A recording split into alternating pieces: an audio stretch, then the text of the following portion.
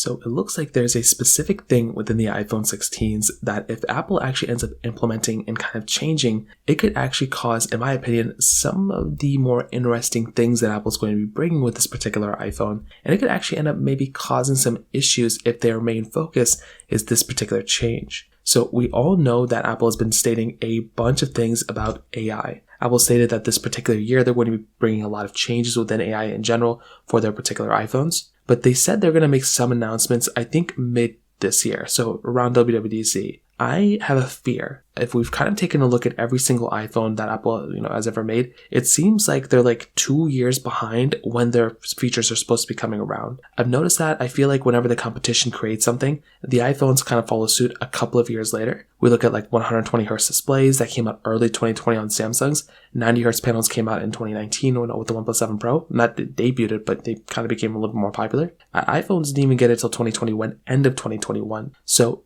if we kind of follow the same thing that happens there, I have a fear that the iPhone 16 may end up basically being so focused on AI that there could be some strangeness where I'm personally going to feel like the iPhone 16 kind of feels almost like a year or 2 years old by the time it actually comes out. If Apple's main focus on the iPhone 16 is AI this, AI that, like the last keynote was with their iPad, kind of the way they start talking about a little bit more, I think that's going to cause a little bit of an issue with this particular iPhone if their main focus is trying to sell as many of these iPhones as possible and just kind of wrap AI into it and try to sell them. I personally feel like that these iPhones are going to sell very well. I feel like they're still going to make them a lot of money, but I have a feeling that if their main focus again is just this AI, situation, I feel like that's going to be kind of a sad thing. And I feel like for a lot of people, they might actually, end up upgrading their iPhone if that ends up being the case.